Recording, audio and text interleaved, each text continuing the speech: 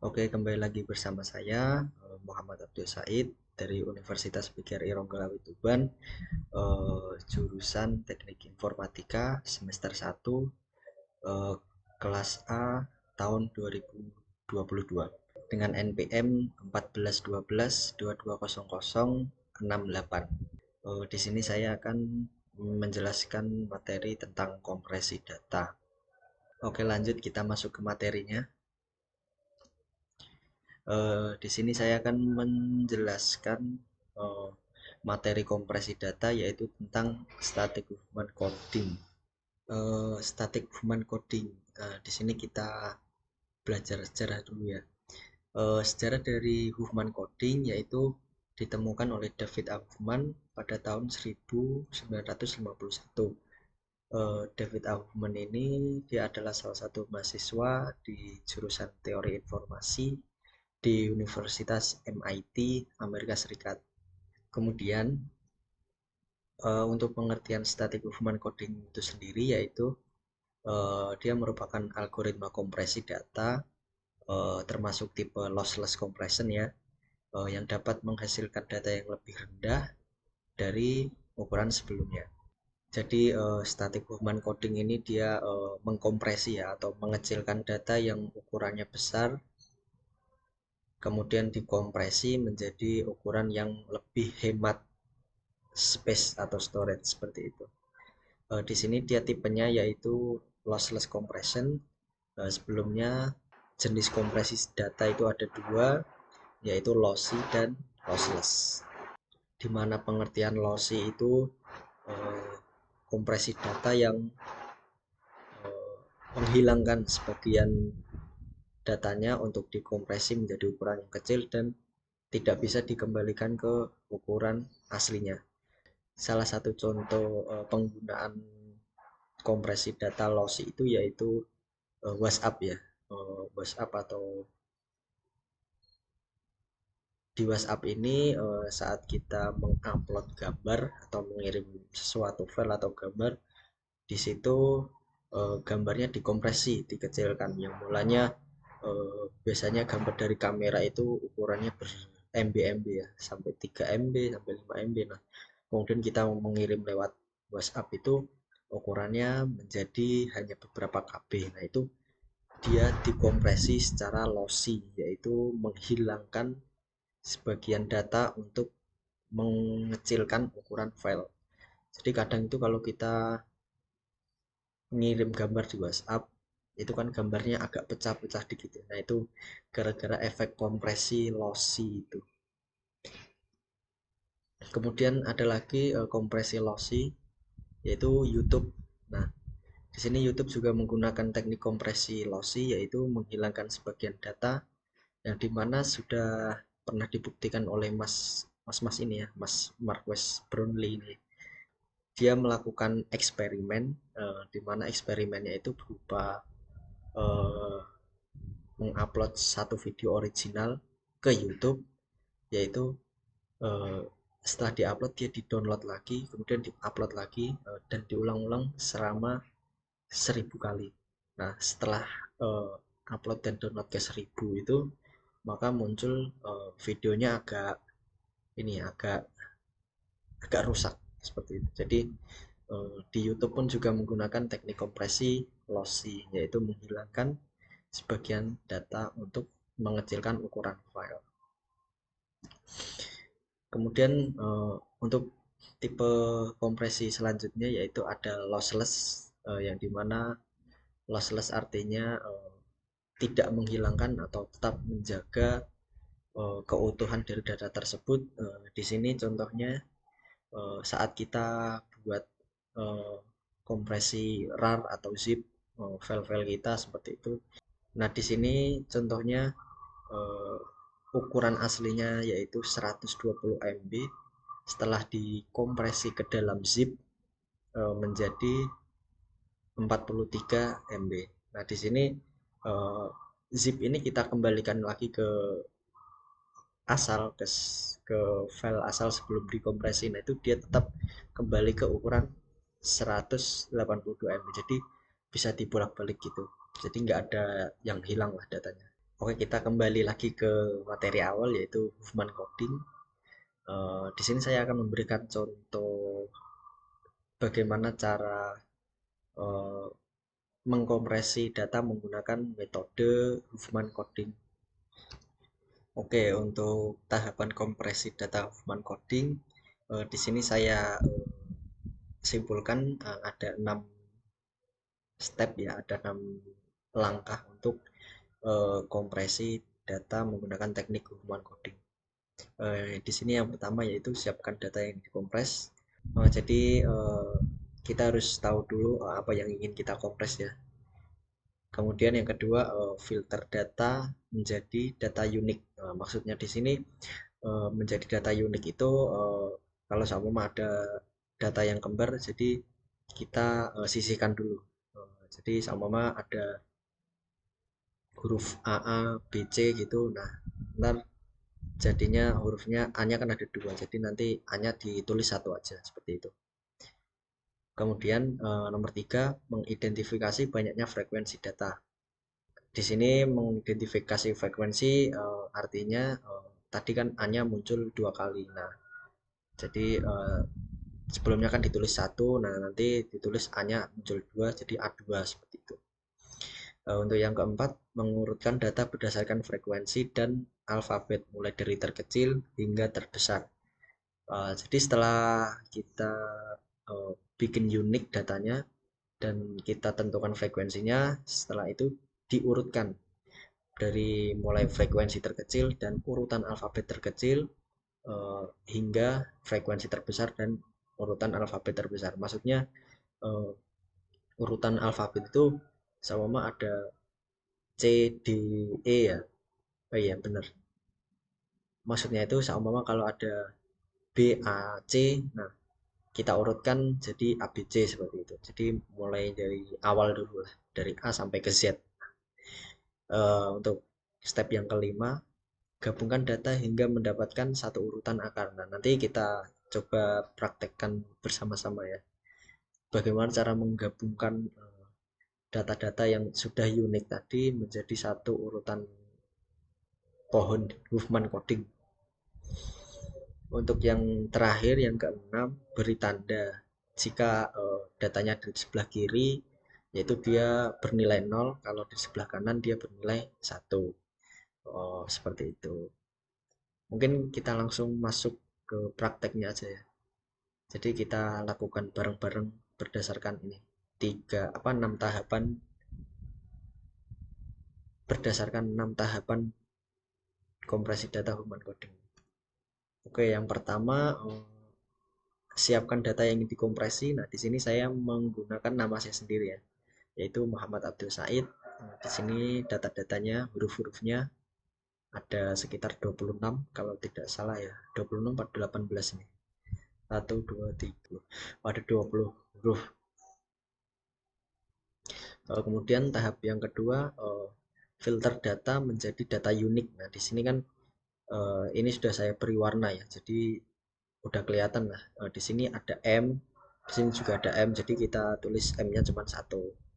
Kemudian di sini ada U, di sini juga ada U juga, kita tulis U dan seterusnya sampai habis ya. Jadi semua alfabet-alfabet yang ada di sini itu ditulis unik.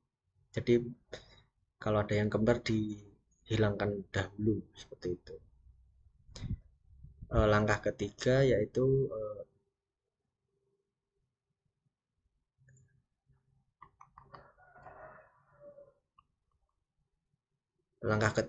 mengidentifikasi banyaknya frekuensi huruf. Nah, jadi di sini M-nya ada 3, oke udah kelihatan. Kemudian U-nya ada 2, 1, 2, dan seterusnya sampai selesai, sampai semua datanya teridentifikasi seperti itu. Oke, kemudian di sini lihat Figma. Kita pindah dulu ya dari ini ke Figma. Nah, di sini kan tadi data asli, kalimat aslinya tadi seperti ini. Kemudian huruf dasar penyusun kalimat, ini huruf uniknya. Kemudian frekuensi dasar, ada M, ada U, H, M ini muncul sebanyak 3 kali, U muncul 2 kali seperti itu. Kemudian next step, langkah selanjutnya yaitu diurutkan dari frekuensi terkecil ke terbesar, urutan alfabet dan urutan frekuensi. Nah, di sini dari urutan alfabet ya. Ini kan awalnya B ada di tengah-tengah sini. Kemudian dia alfabetnya B, jadi di awal, kemudian frekuensinya juga 1. Jadi dia uh, ada di posisi paling awal. Kemudian di sini ada huruf I setelah A B C D E F G sampai I. Nah, di sini ketemu I di sini. Frekuensinya juga 1, jadi dia masih masuk ke urutan awal frekuensi 1 ini. Kemudian ada S juga, di sini ada S. S juga setelah I ya, frekuensinya juga 1. Kemudian untuk selanjutnya juga sama, kita urutkan sesuai urutan alfabet dan urutan frekuensinya, dapat hasil seperti ini. Ini ada H, setelah H ada L, setelah ada U, kemudian frekuensinya sama-sama 2. Kemudian ini frekuensi 3, awalnya D, kemudian setelah D ada M. Gitu. Yang terakhir ini urutannya A, tapi frekuensinya 5, jadi dia paling belakang seperti itu. Oke, setelah diurutkan, kita kembali ke step sebelumnya ya, yaitu gabungkan data hingga mendapatkan satu urutan akar. Nah, kita coba menggabungkan datanya. Nah, ini contohnya seperti ini. Kita lakukan bersama-sama ya. Di sini kan awalnya kita ada data ini, data B sama I yang kita urutkan sebelumnya ini. Data B dan I ini kita gabung. Nah, jadi untuk B dan ini kita gabungkan menjadi satu. Di sini frekuensinya kita jumlahkan juga ya. Jadi B ada 1, I kemudian ada 1, jumlahnya ada 2. Kita gabungkan dulu seperti ini. Nah, setelah digabungkan, kita urutkan kembali data B sama ini. Kan B sama I gabungannya, B sama I frekuensi gabungannya kan 2. Jadi dia ada di urutan sini. Nah, setelah U ya, U dan D sebelum D. Jadi kita urutkan kembali. Oke, ini.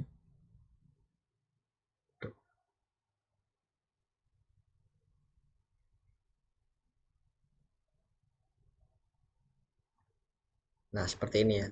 Dia setelah digabungkan diurutkan kembali. Setelah itu kita lakukan hal yang sama pada S dan H ini. Jadi mulai dari kiri dulu ya, satu-satu, maksudnya dua-dua, dua kelompok, kita gabungkan lagi. Contoh seperti ini.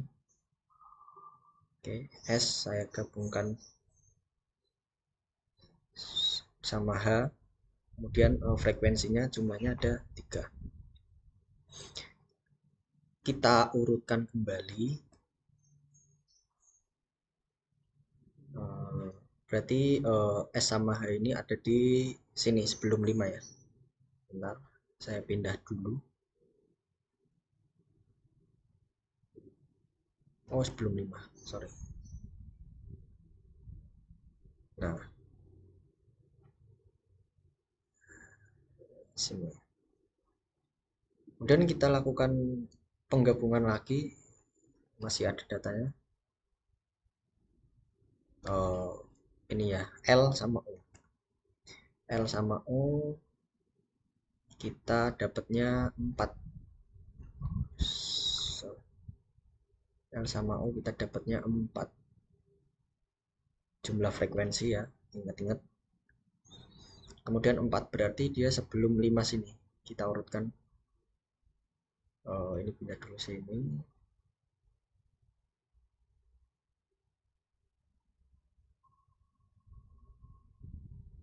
Sip.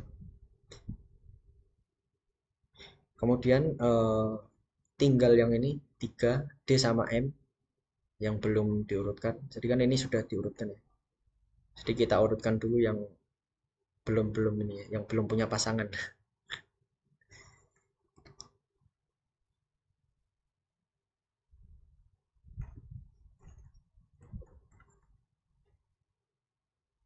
3 sama M. Jadi ini frekuensinya ada 6. 6 ini saya urutin lagi berarti ada di sini setelah 5. Di sini. Oke. Nah, untuk yang 5 ini gimana? Belakangan ya. Nanti dia akan dapat pasangannya sendiri. Kita lanjutkan aja dari yang mulai dari kiri. Oh, bentar, di sini agak-agak muat ya. Kita coba lagi. Nah, di sini 2 sama 3 kita gabungkan. 2 sama 3 kita gabungkan menjadi 5 frekuensinya. Oke, nah menjadi 5, sip. Nah, kemudian kita urutkan lagi. 5 ini dia setelah ya. Setelah ini ya. Kan ini 4, 5, 6. Nah, berarti setelah di sini dia. Nah, oke.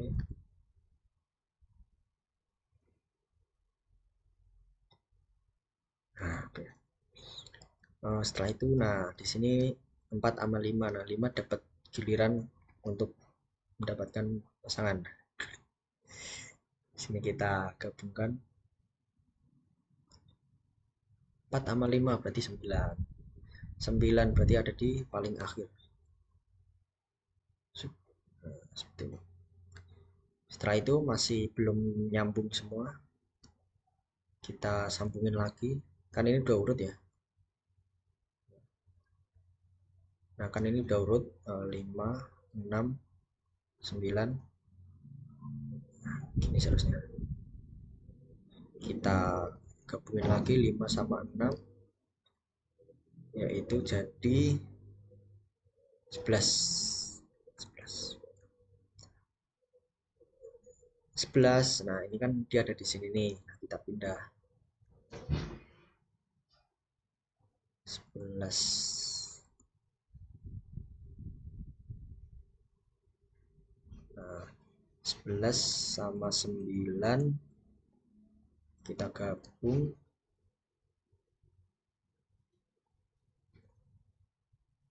hasilnya 21. Seperti ini ya. Oke, setelah kita gabung-gabungkan tadi kan di sini sudah jadi satu ini ya, satu akar ya. Udah habis. Nah, di sini selanjutnya kita kasih label. Jika di kiri itu 0, kanan itu 1. Berarti ini 0. Jangan gede-gede. 0 kiri ya, ini kiri. 0, ini juga kiri, 0.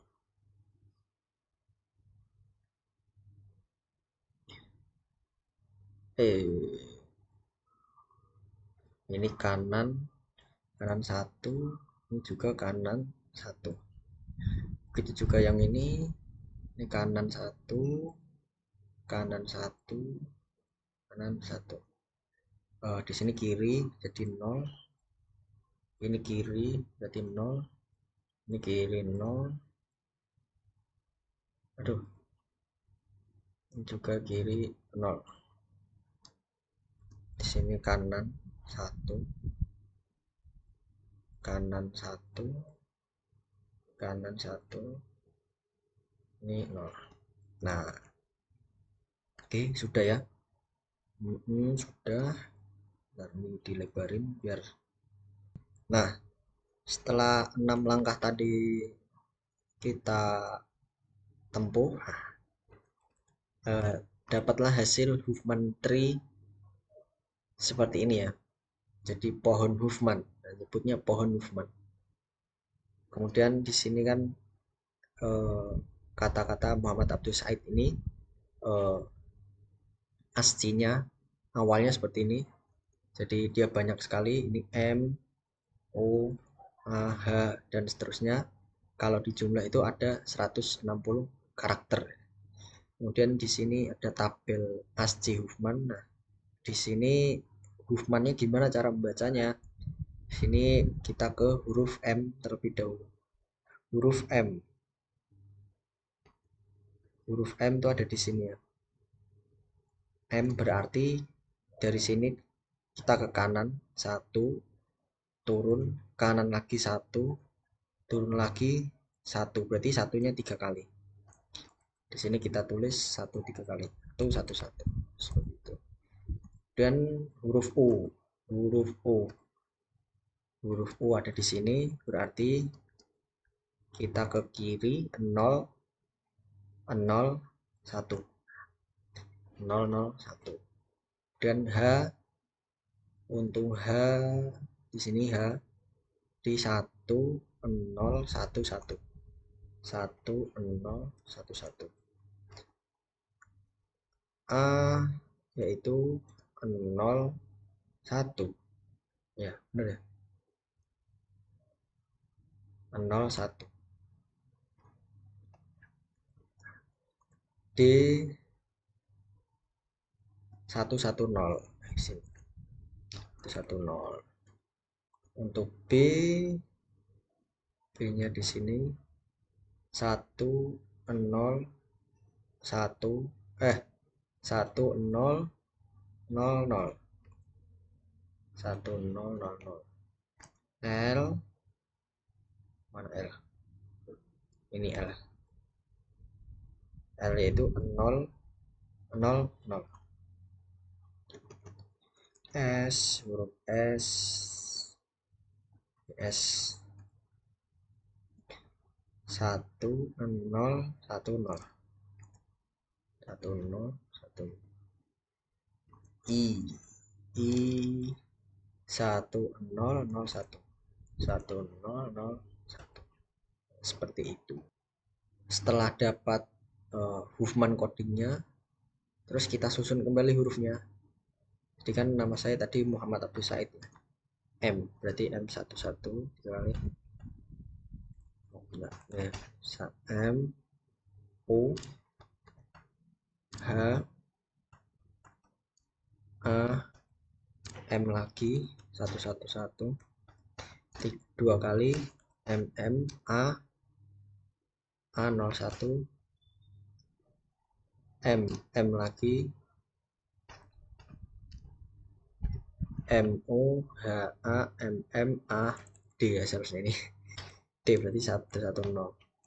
Muhammad Abdullah A B 1000 D 110 O 01 LL 23 A H hanya 101 S S nya 10 10 A nya 01 I 1001 D.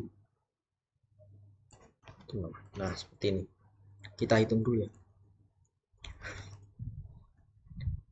1 2 3 4 5 6 7 8 9 10 11 12 13 14 15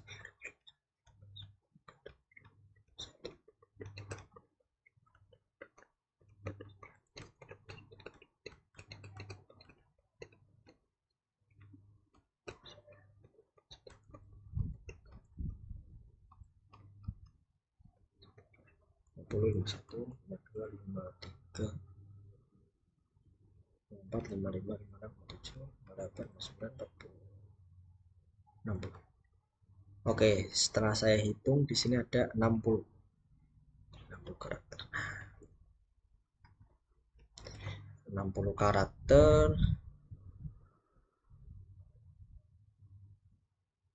berarti di sini awalnya ada 160 karakter ya. Ada 160 karakter. Setelah dikompres menjadi Huffman coding, size-nya itu jadi cuma 60 karakter gitu. Berkurangnya lebih dari 50%-an lah seperti itu. Oke, mungkin untuk itu saja penjelasan. Oke, mungkin itu saja untuk penjelasan Huffman coding dan bagaimana cara membuat Human tree-nya, pohon movement. Mungkin itu saja dari saya. Semoga bermanfaat bagi kalian. Terima kasih.